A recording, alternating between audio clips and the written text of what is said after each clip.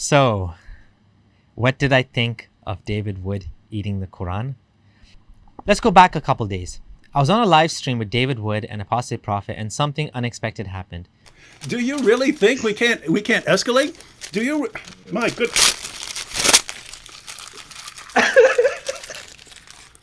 Do you really think? He ripped a page of his Quran and ate it. I was there thinking, oh my God, what is he doing? Those of you who saw the now viral clip know that I wasn't comfortable. I'm going to tell you what was going on in my head. Let's get to it. So in case you don't know, I'm Abdullah Samir, your friendly neighborhood ex-Muslim. I'm a former believer that creates videos on the topic of Islam. Subscribe if you're new here. So, is eating the Quran un-Islamic? What kind of question is that? Of course it's un-Islamic, right? Well, interestingly, on the Islamic website IslamWeb, there's a fatwa that states that many scholars have actually said that writing the Quran on paper and then putting it in water and drinking it is actually a cure, ruqya. The Hanbali scholar Ibn al-Qayyim said that a group of the righteous predecessors were of the view that it was permissible to write verses from the Quran, wash them with water, and let the patient drink it. Another scholar supporting this view was the Shafi scholar An-Nawawi. So interestingly, drinking the Quran is fine. Maybe not eating it, but there's a difference of opinion on this. Maybe it is Islamic.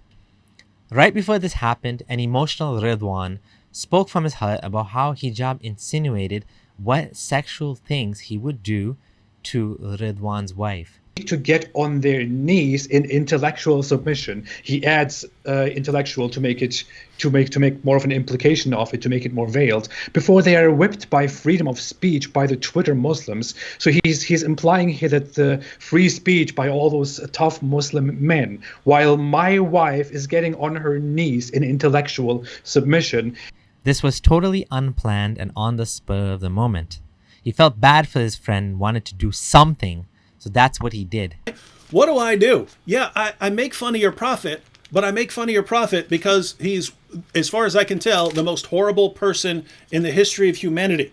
That's why I make fun of him. And I make fun of him because I believe it's a peaceful way of responding to a horrible, horrible person, right? It's a peaceful way of responding to a horrible, horrible person. I don't want people killing and slaughtering. I was there sitting there thinking, I'm not into these antics. This is too much for me. What is this going to achieve? Right after this, I did make a silly joke about how David Wood's jinn will be gone now, as some Muslims actually do something similar. I was trying to lighten the mood.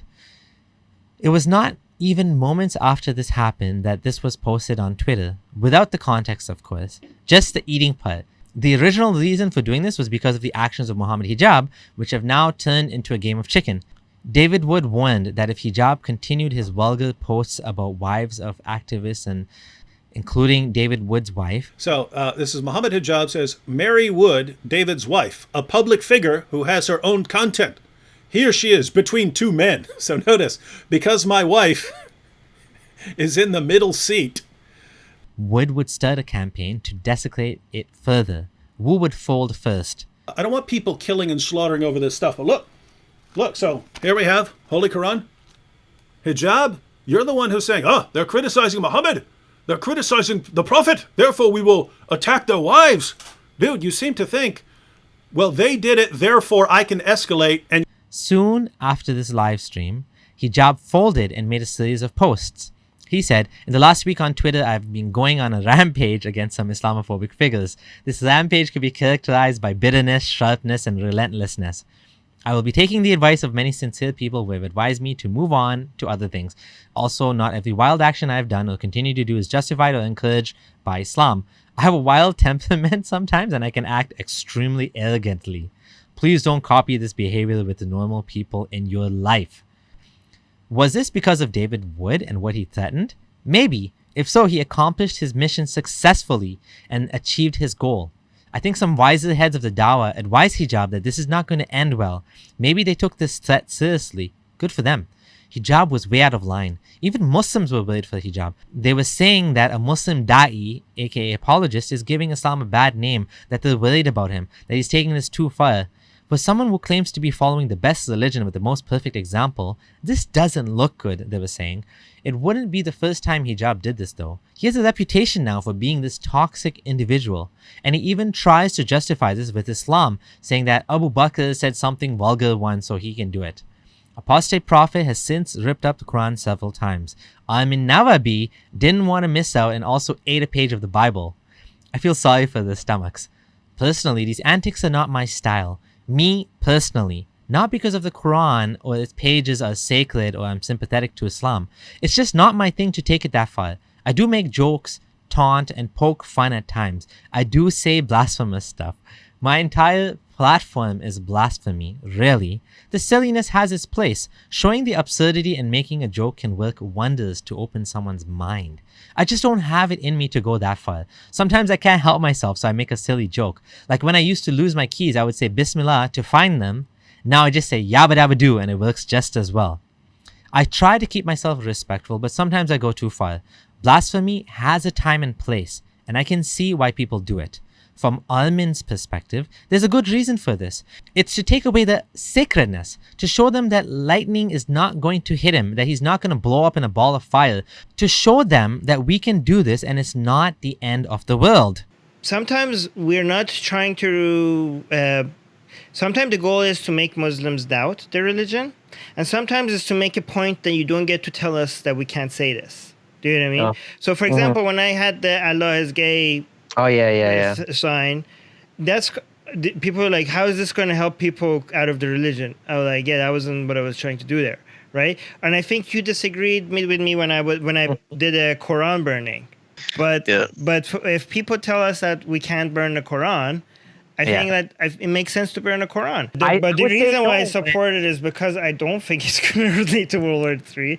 And I think that, in fact, if protests, if the fact that they did a protest was successfully shut that down, that's going to encourage more, it wasn't just protests, it was just like, the barbarism that was like, I don't have anything against protests. The barbarism that was in response to that. Yeah, the violence. If that worked, you're encouraging more of it. It's not like if it works, they're just going to sit back and like, okay, now we're happy. They're saying, okay, this is a very useful tool. Let's see what else we could get them to shut the out, right? Yes. He was proven wrong because look, we had a Dry Muhammad Day annually. Now we do it more than we ever did before, and we desensitized Muslims. Look at the first. The reaction to it is not as much as it used to be. Right? We say like, oh, you want us to stop drawing Muhammad? This is an annual event now. Everybody's doing it. Look at the reaction to it. Is that nearly as much as it backfired? It doesn't work. If you respond to it is like, okay, we're not going to do it anymore, then they're going to go after something else. If the response to it is that we're going to do it now 10,000 times more, they're going to see that this is not an effective way to shut people up. But go on. I have so this is that I think, Armin, what you're saying at the end, that's a part I agree with. So Abdullah, I'm kind of like you.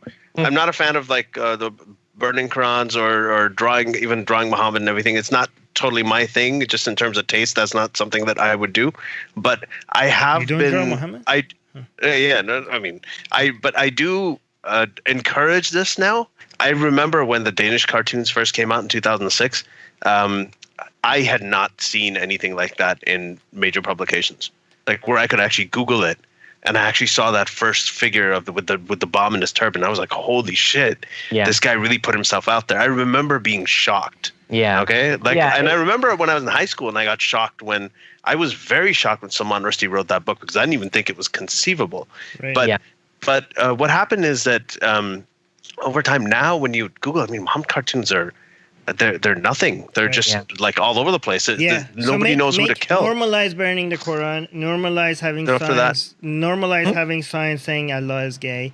It's more of the Malcolm X approach versus the Rosa Parks and Martin Luther King approach. And the thing is, both of those are important. Both of them had a huge part to play, and different things work on different people, right? So, I have noticed that these things work on different people. Can I tell you why you guys are wrong when you're saying that you might actually turn off some people, that they're not going to talk to you? That's so wrong because, first of all, when I, for example, did the Allah is gay video, I wasn't even trying to reach out to Muslims. It was more of a free. Even though I wasn't trying to reach to Muslims to talk to, I do that with different ways, right? I do reach out to Muslims. I do talk to a lot of Muslims, but this was not the goal of the Allah is gay video. The Allah is gay video is like, you don't get to tell us what the say, and also to highlight how homophobic the Muslim community is, and also to break taboos and all the other stuff. But the thing is that I have now more Muslims in my inbox that want to talk to me and ask me why I'm an ex-Muslim because of that video than ever before. You know what I mean? Like a lot of Muslims found me, and that's exactly what I've seen too. Yeah, that's interesting. But the thing is that for every Muslim that might have talked to me and now they don't want to talk to me, I get 100 Muslims that now actually want to talk to me. And let's be clear, we're the misguided kafirs. You're the Muslim, the righteous ones, the guided people, the ones claiming to follow divine guidance, the Ummatan Wasata, the followers of Abraham and Muhammad and Moses. You're the ones who are representing Islam. So do it well. Don't base your morals on the actions of others. Stick to your guns and your values. I don't find many verses of the Quran beautiful, but I do find this one so. I wish Muslims would follow this verse. And the servants of the Most Merciful are those who walk upon the earth easily, and when the ignorant addresses them harshly, they say words of peace. Those Muslims thinking that this is some sign that I'm going to convert back to Islam are wrong. I really do not hold Muhammad or the Quran to any sort of high moral value. The Quran is really an awful book with terrible teachings, and it belongs in the 7th century, not in a modern world. I think it contains hate speech. What's worse? Eating the Quran or teaching people that apostates deserve to be killed in an Islamic state, that homosexuals deserve to be killed in an Islamic state. The rot that religion causes on your brain can make you think that it's okay for someone to post sexually crude and vulgar messages about others' spouses, like Hijab did, because they upset your sentiments about your invisible God or prophet? Because we talked about it in a way that you didn't like? Does that make any sense? Blasphemy is punishable by death in 8 countries. We need to fight against this with everything we have, including sometimes burning Qurans once in a while if it raises attention to a cause and saves lives of people in the world. Will I condemn these guys? Why should I? Because it offends a billion believers? Well, your Quran offends me too. Why don't you stop preaching it? Of course, that's not a reasonable expectation. So go ahead, preach it. I don't like it, but I understand live and let live. I understand secularism. I understand that we live in a world where people will do things that upset us. The artist Andres Serrano in 1987 made Piss Christ, a photograph of a plastic crucifix submerged in urine. He wrote, "Even within the world's strongest democracies, an artist's free expression can be fraught with difficulty and danger, as a recent massacre by Islamic extremists at the satirical newspaper Charlie Hebdo in Paris has shown.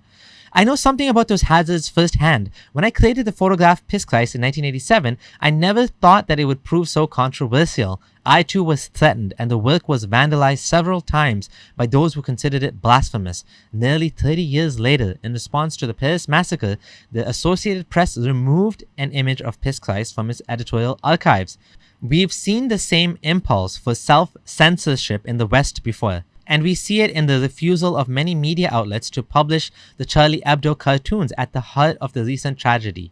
Given the seriousness of the violence, such self-censorship is understandable. It is also a step backwards at a time when we need to reassert the importance of free expression by artists, activists, journalists, and editors alike." That's a beautiful quote. We all need to learn to be more tolerant. Muslims, non-Muslims, all of us. People will say lots of things you don't like. The line is drawn when it comes to dehumanizing or calling for violence towards a group of people. What is worse, eating the Quran or saying apostates deserve to be killed in an Islamic state? Of course the latter. Yet we tolerate that shit. So calm down over a few pages getting ripped. Be thankful that you have the right to practice your religion and propagate it better than you would have in many Muslim countries. The same rights you have, others also have. I will stand by this. I may dislike or even hate some parts of Islam, but I like Muslims. As human beings, all of us deserve the same basic decencies and rights, the same opportunities and freedoms, the same love and respect. And that's what I will end with. Thanks for watching. Consider supporting me on Patreon or join the channel below and get early access to certain videos. This helps me to worry less about the content I'm producing and whether it's clean enough for ads on YouTube. You will not have Allah's gratitude, but you will have my eternal thanks. This is your friendly neighborhood ex-Muslim, Abdullah Samir, signing out.